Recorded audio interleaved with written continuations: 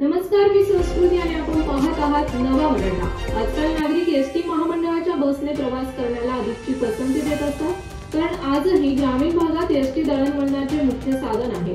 अशातच आता एसटीने प्रवास करणाऱ्या प्रवाशांसाठी नवीन वर्षात एक मोठी गुड न्यूज दिली आहे।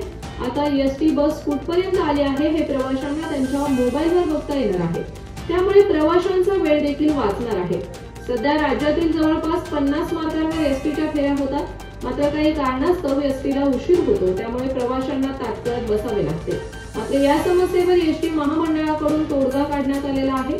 राज्य परिवहन महामंडळाने प्रवाशांच्या सोयीसाठी व्हेइकल ट्रॅकिंग सिस्टीम ॲप आणले आहे।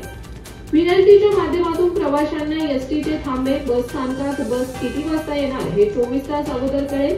या ॲपच्या माध्यमातून प्रवाशांना लाल परीचे लोकेशन मोबाईलवर कळेल। त्यासाठी एसटी तिकिटावरील क्रमांकाच्या माध्यमातून प्रवाशांना बस स्थानकात एसटी किती वाजता येणार हे कळेल। एसटीच्या ताफ्यातील सर्वच बसेसला व्हेइकल ट्रॅकिंग सिस्टीम बसवण्यात येणार आहे, त्यामुळे प्रवाशांना या ॲपच्या माध्यमातून बसची सद्यस्थिती कळणार आहे। तसेच मिळालेल्या माहितीनुसार सध्या वार्षिक ऑपरेशनल पॅटर्न मधील बदल त्यामध्ये इंटिग्रेट करण्याचे काम सुरू आहे। येत्या काही आठवड्यात हे काम पूर्णत्वास येणार आहे। एसटी प्रवाशांनी आगाऊ तिकीट काढल्यावर त्यावरील ट्रिप कोड एसटीच्या ऍप्लिकेशन मध्ये ट्रॅक बसवर टाकल्यावर तिचे लोकेशन प्रवाशांना समजेल। मुंबई सेंट्रल मध्यवर्ती कार्यालयात त्यासाठी अद्ययावत नियंत्रण कक्षाची स्थापना करण्यात आलेली माहिती मिळालेली आहे।